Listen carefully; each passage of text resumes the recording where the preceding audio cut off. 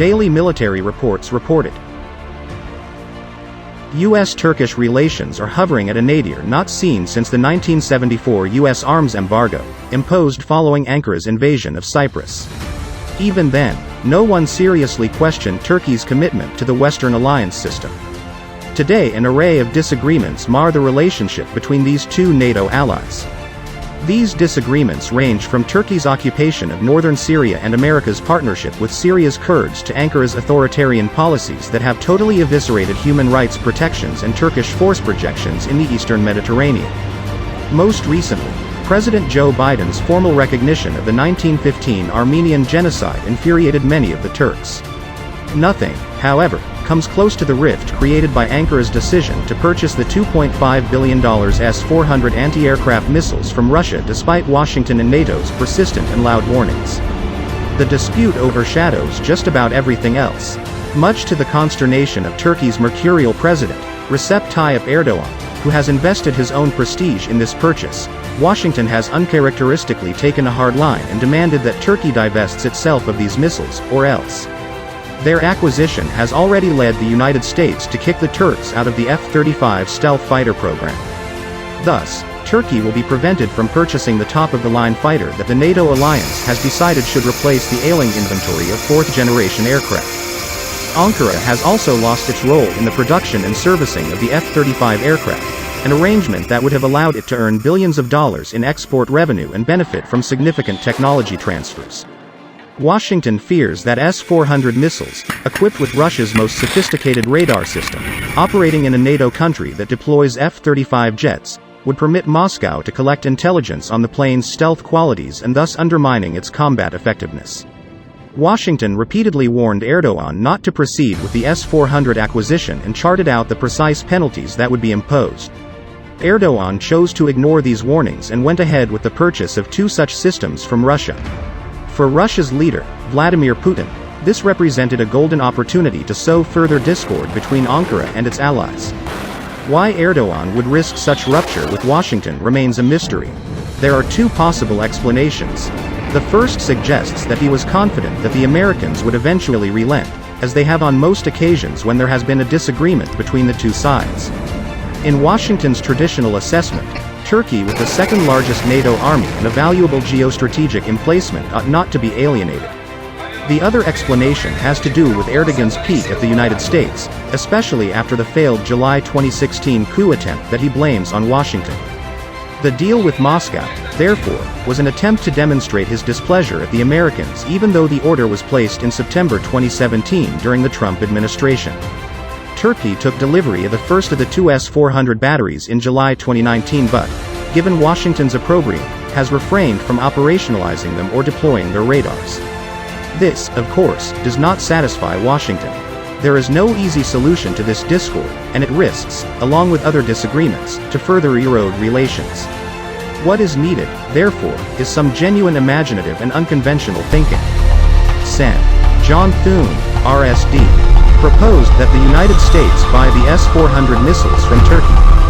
The Russians immediately let it be known that Ankara would need their permission to sell the missiles to a third country. In 1998, Cyprus purchased Russian S-300 missiles, which was Russia's most advanced anti-aircraft missile system at the time. Turkey, feeling imperiled by the system's radar which could observe movements deep in Turkish territory, threatened to launch bombs. Faced with such threats from Ankara, Washington sought to defuse the crisis by structuring a compromise that resulted in relocating these missiles to Crete in NATO member Greece. Much to Moscow's discomfort, many NATO countries and other allies, such as Israel, trained their pilots against its prized system. Hence, it is unlikely that Moscow will allow a repeat of this incident. This rules out one other such proposal to move the S-400 missile system to Azerbaijan. There are some people who believe the United States and Turkey should come to an agreement that allows the missile system to remain boxed and subject to periodic inspections. Other people have contemplated storing them at the Incirlik base in Turkey where Washington stations its 39th Air Base Wing, thus facilitating inspections. Washington is unlikely to endorse such proposals because it has lost faith in Erdogan. Even if the latter were to consent to such a deal, nothing stops him from reneging sometime later. The American presence on Incirlik base has become a contentious issue in Turkish politics.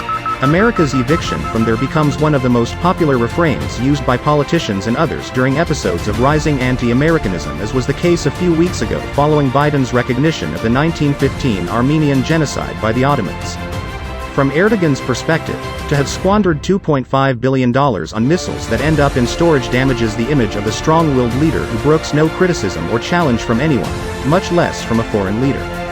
He knows he cannot indefinitely postpone a decision lest this makes him vulnerable at a time when he is under pressure at home for economic mismanagement and increasing authoritarianism. In the meantime, the continuing perception of a deepening crisis between the two allies has harmed Turkey's economic prospects. In fact, Washington has imposed sanctions on some Turkish officials through the Countering America's Adversaries Through Sanctions Act. These were initially introduced in the waning days of the Trump presidency.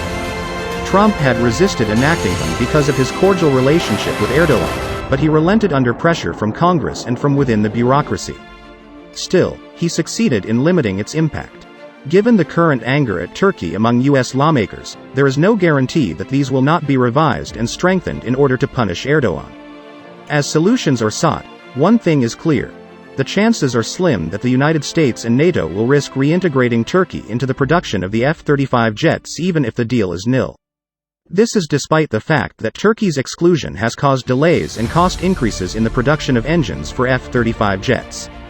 Bringing back Turkey will be viewed as too risky. Even Ankara's return to purchasing F-35 jets in the event of an arrangement will have to be approached with great caution. Turkish officials have not given up though. As recently as this week, they have signaled that they intend to pressure Washington to resume deliveries of the aircraft. As long as the S-400 missiles are on Turkish soil, there is no way that Turkey will be allowed to purchase F-35 jets. There remains one possible solution that could perhaps, at least on an experimental basis, help defuse the situation. Turkey has two military bases in Qatar.